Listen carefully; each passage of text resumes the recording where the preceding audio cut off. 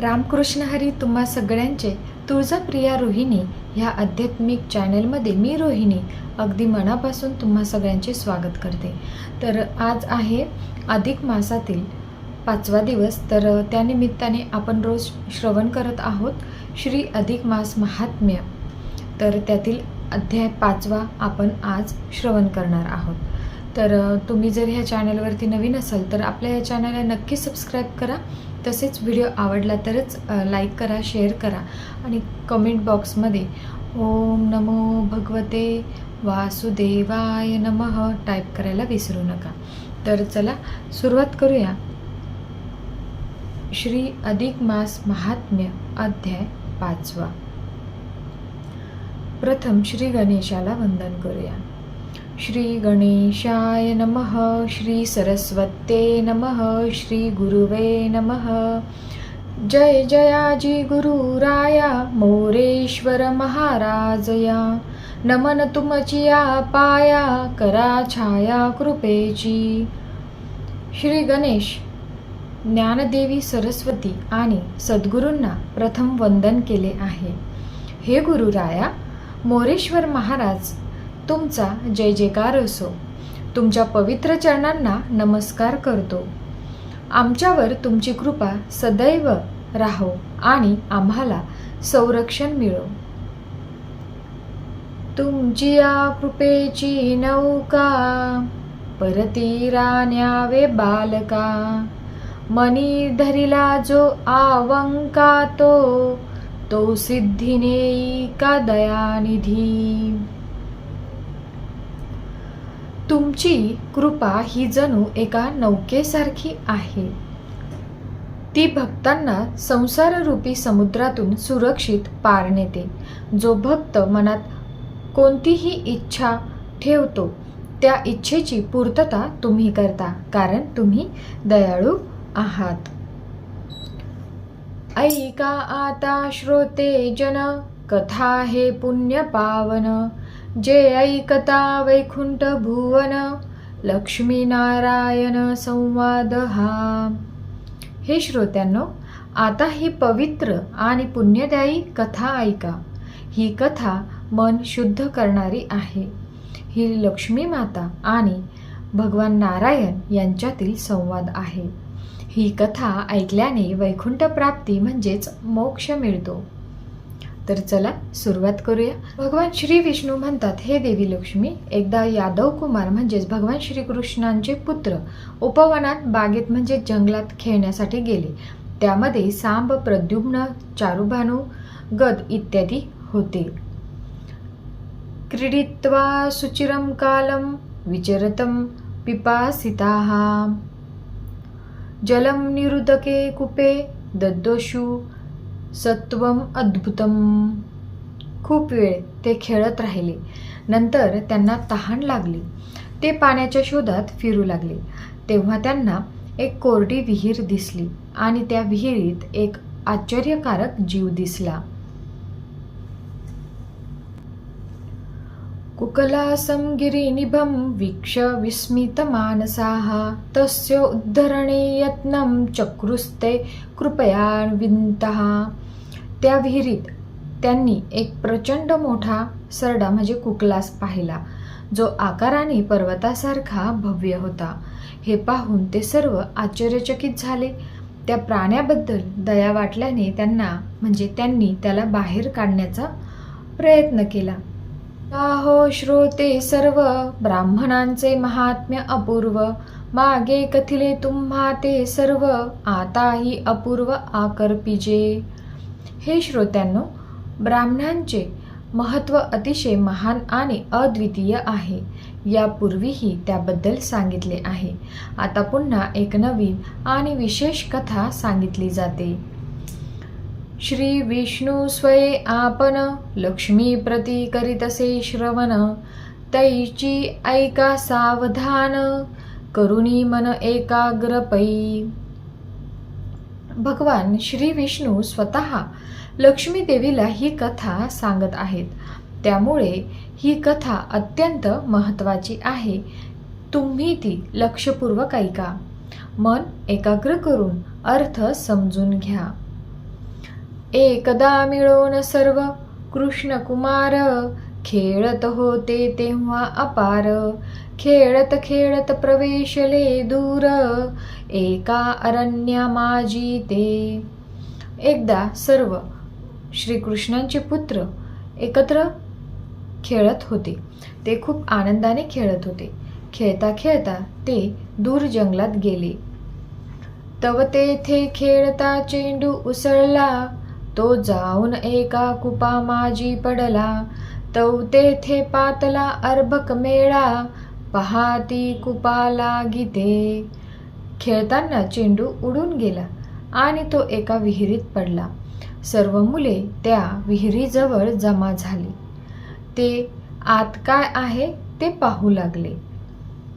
तेथे आश्चर्य देखिले नयनी, तया कुपामाजी तक्षणी.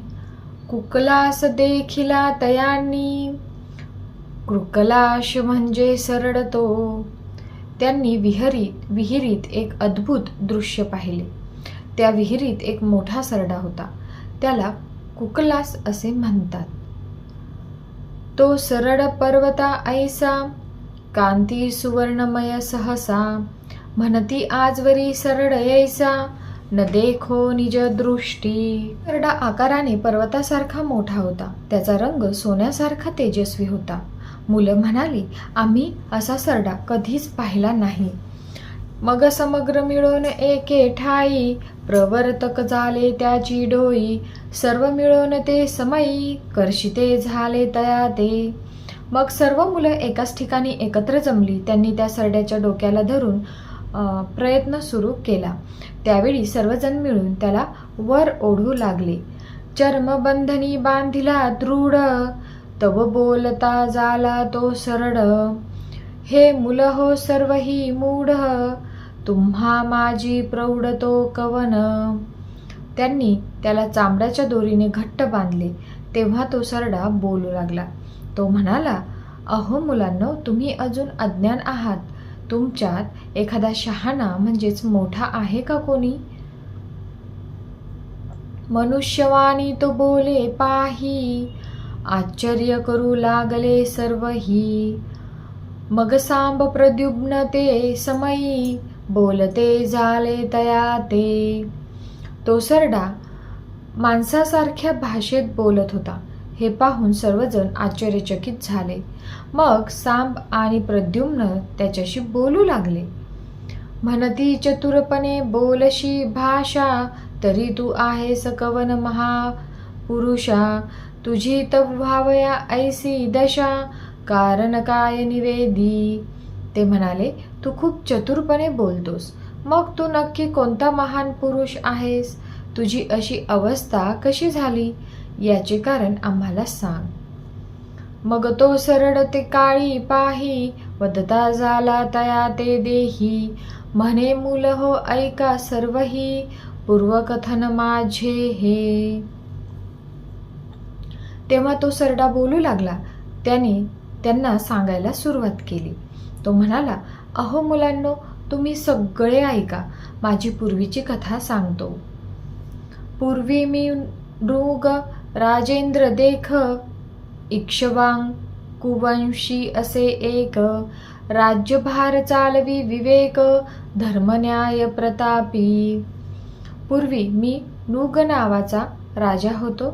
मी इक्ष्वाकू वंशातील होतो. मी बुद्धीने राज्य चालवत होतो. मी धर्मनिष्ठ आणि पराक्रमी होतो. दान करीतसे अपार, अमित माझा कारभार. वयसा सुवर्णमय साचार, देखुनी सुरवर मानवती. मी खूप मोठ्या प्रमाणात दान करत असे. माझे राज्य वैभवशाली होते. माझे जीवन सोन्यासारखे उत्तम होते. देव आणि माणसे माझे कौतुक करत होते. ऐसे असता एके काळी, मलमासाची या पर्वकाळी. पाचारून विप्र मंडळी, गोदाने तोषवी तसे. अशा प्रकारे जीवन चालू असताना एकदा अधिक मासाच्या पवित्र काळात मी ब्राह्मणांना बोलावले. त्यांनी त्यांना गाय दान देऊन संतुष्ट केले. सलक्षणी सालंकारयुक्त सहस्र गोदाने देतसे नित्य.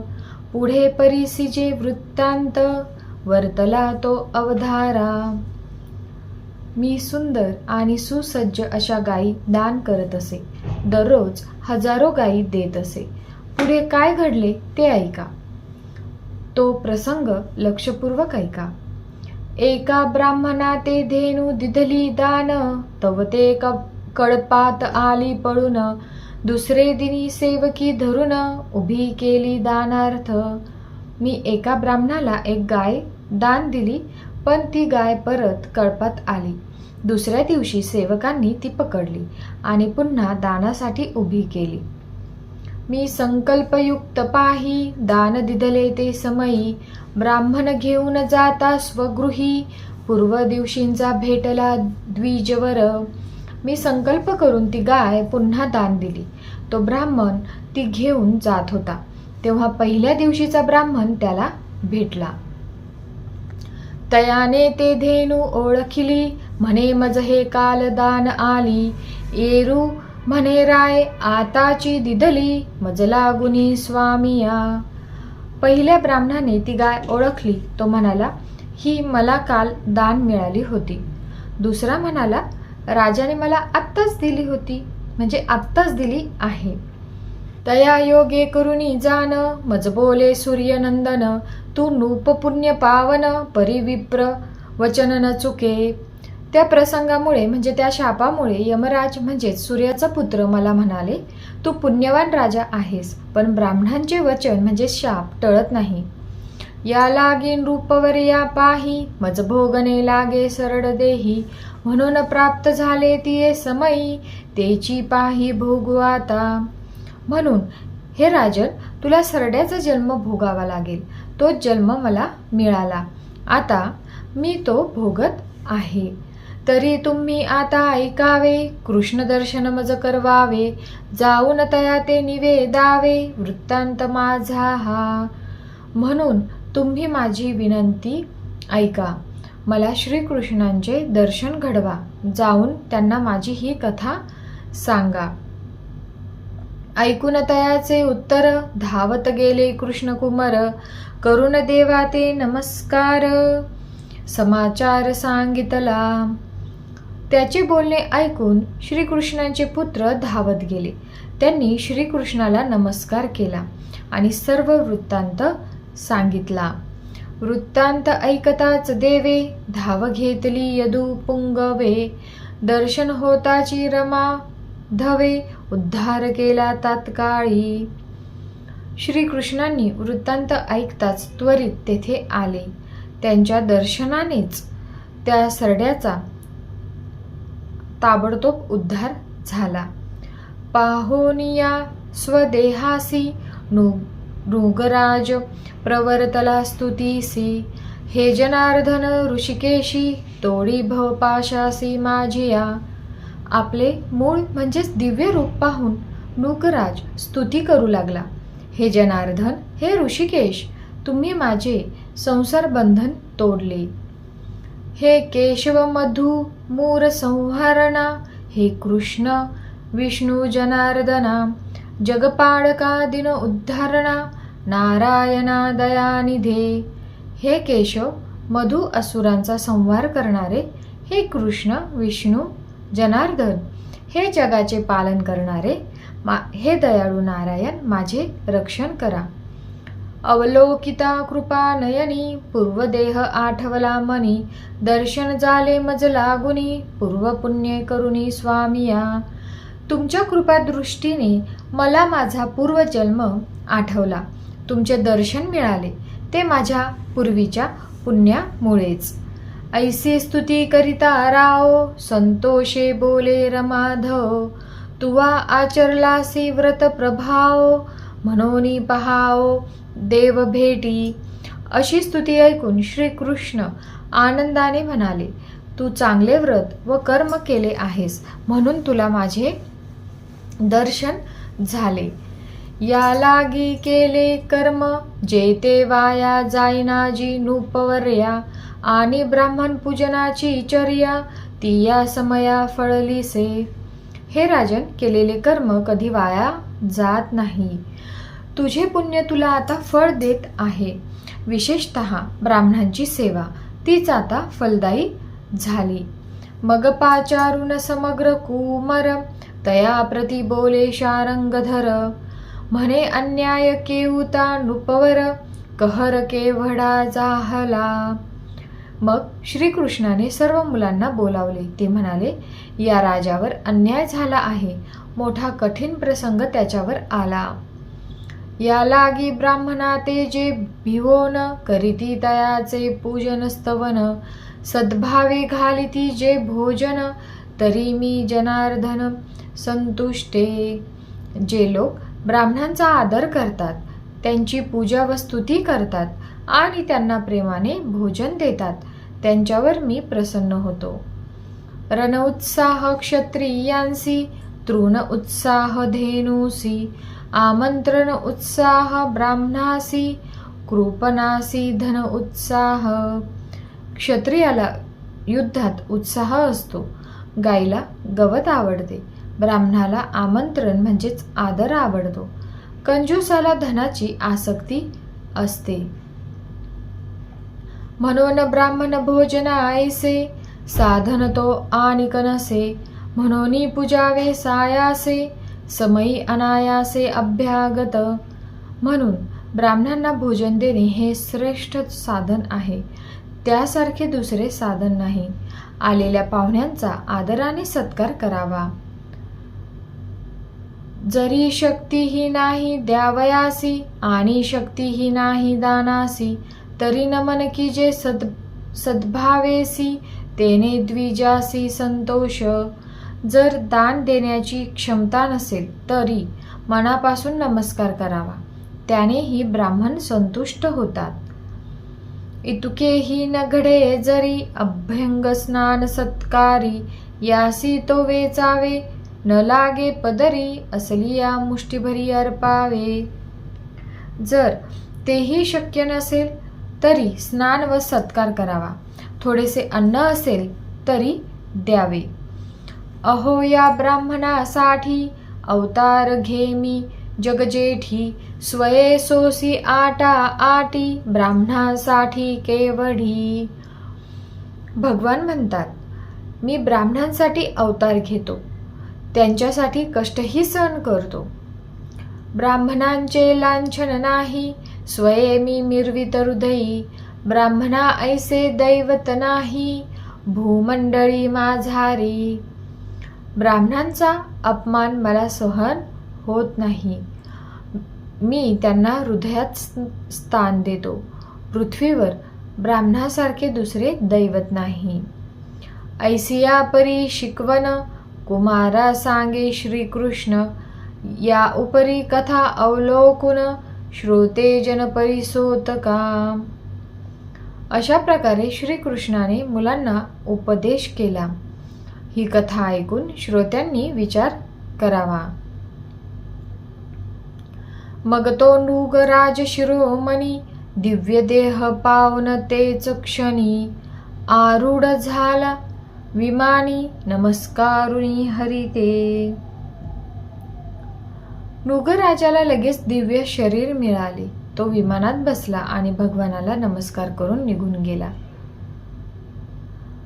तया वचने राजासी, झाला अत्यंत संतोषासी. ब्राह्मण पूजिले मानसी, दिले द्रव्य विपुल. त्या ब्राह्मणाने सांगितलेल्या वचनांमुळे राजाला खूप समाधान वाटले. त्याने मनापासून ब्राह्मणांची पूजा केली आणि त्याला भरपूर धनद्रव्य दिले. व्रत केले यथाविधी, ठेवूनी मन शुद्ध बुद्धी. दानधर्म केला सिद्धी, ब्राह्मणांसी संतोषिला. राजाने सर्व नियम पाळून व्रत केले. त्याने मनशुद्ध ठेविले आणि श्रद्धेने दानधर्म केला, ज्यामुळे ब्राह्मण संतुष्ट झाले. अधिक मासी जे केले, ते व्रत फलदायी झाले. सर्व पापनाश पावले, लाभला परमपद. अधिक मासात केलेले व्रत अत्यंत फलदायी ठरले. राजाचे सर्व पाप नष्ट झाले आणि त्याला मोक्ष म्हणजेच परमपद प्राप्त झाले. रुचिराजा पुढे झाला, दिव्य देह धारण केला, वैकुंठासी जाऊन राहिला हरीच्या समीप. तो राजा पुढे दिव्य स्वरूप धारण करून वैकुंठात गेला आणि भगवान श्री विष्णूंच्या सानिध्यात राहू लागला. ऐसे व्रत महात्म्य मोठे, अधिक मासाचे पवित्र ठिकाणे, जे करीती श्रद्धेने ते जातील वैकुंठासी. अधिक मासाचे व्रत अत्यंत महान आहे. जे लोक श्रद्धेने ते व्रत करतात त्यांना वैकुंठ प्राप्ती होते. न करिता जो हा मास तो होईल दुःखास वश, पुण्य नाही त्यास जन्म व्यर्थ जाई. जो अधिक मासाचे व्रत करत नाही तो दुःखाला बळी पडतो, त्याला पुण्य मिळत नाही आणि त्याचा जन्म व्यर्थ जातो. करावा अधिक मास साचार, ठेवावा सदाचार, विष्णू सेवा अखंड करावी भक्तिभावे. अधिक मासात नियमपूर्वक व्रत करावे, चांगले आचरण ठेवावे आणि श्री विष्णूंची भक्तिभावाने सेवा करावी. दान करावे अन्नाचे, वस्त्र सुवर्ण यथाशक्तीचे, ब्राह्मण संतोष करावे हा धर्म श्रेष्ठ. अन्नदान, वस्त्रदान आणि शक्य तेवढे सुवर्णदान करावे. ब्राह्मणांना संतुष्ट ठेवणे हा श्रेष्ठ धर्म आहे. ऐकुनी ही कथा पवित्र, होय पापांचा नाश तत्काळ, लाभे पुण्य अपार, वैकुंठ प्राप्ती होय. ही पवित्र कथा ऐकल्याने लगेच पाप नष्ट होतात, खूप पुण्य मिळते आणि वैकुंठ प्राप्ती होते. विष्णू भक्ती वाढे अंतरी, शांती लाभे जीवनी, सुख येई घरी, दुःख नाही से होई.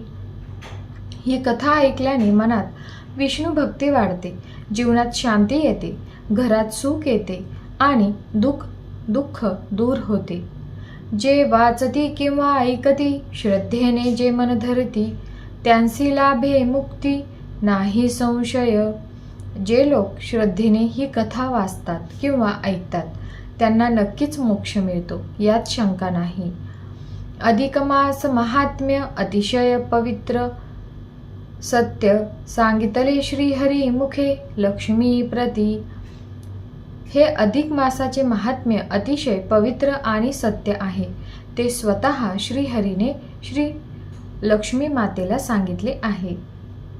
जो करील याचा आदर, त्याचा होईल उद्धार, संसार सागरातून पार जाईल निश्चित. जो या व्रताचा आदर करेल त्याचा नक्की उद्धार होईल आणि तो संसार सागरातून पार जाईल. समाप्त झाला अध्याय 5वा अतिशय पावन. ऐकणाऱ्यांसी पुण्यदान मिळेल भरपूर. हा 5वा पवित्र अध्याय येथे संपला. तो ऐकणाऱ्यांना भरपूर पुण्य मिळते. हरिनाम घ्यावे मुखी, ठेवावी श्रद्धांतरी, अधिक मास सेवावा भक्ती भावे. मुखाने हरिनाम घ्यावे, मनात श्रद्धा ठेवावी आणि अधिक मास भक्तिभावाने पाळावा. सर्व पाप नष्ट होतील, सर्व दुःख नाहीसे होतील, आनंद जीवनात येईल हरी कृपेने. हरीच्या कृपेने सर्व पाप नष्ट होतात, दुःख दूर होते आणि जीवनात आनंद येतो.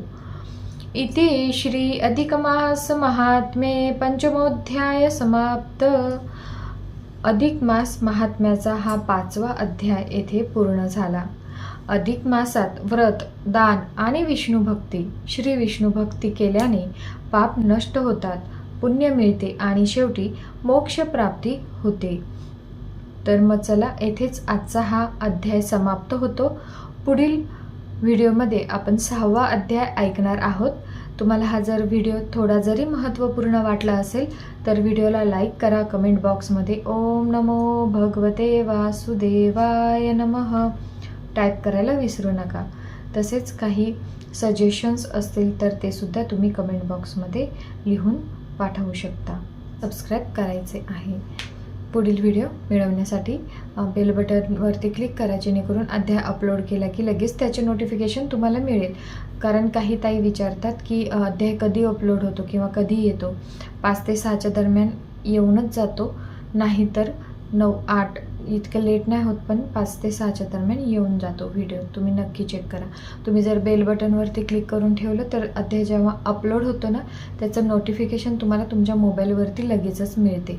म्हणून तुम्ही चॅनलला सबस्क्राईब करून बेल बटनवरती क्लिक करा, जेणेकरून तुम्हाला अध्याय लगेच दुसऱ्या दिवशी लवकर मिळतील. आणि संपूर्ण अध्याय 30 दिवसाचे 30 अध्याय आहेत. तर संपूर्ण अध्याय ऐकण्यासाठी तुम्ही नक्की संपूर्ण व्हिडिओ प्लेलिस्टमध्ये ते अपलोड होत राहतील, तिथे तुम्ही चेक करा. आधीचं सुद्धा तुमचे व्हिडिओ काही राहिले असतील तर ते प्लेलिस्टमध्ये जाऊन चेक करा. तर भेटूया पुढील व्हिडिओमध्ये. तोपर्यंत धन्यवाद. ओम नमो भगवते वासुदेवाय नमः.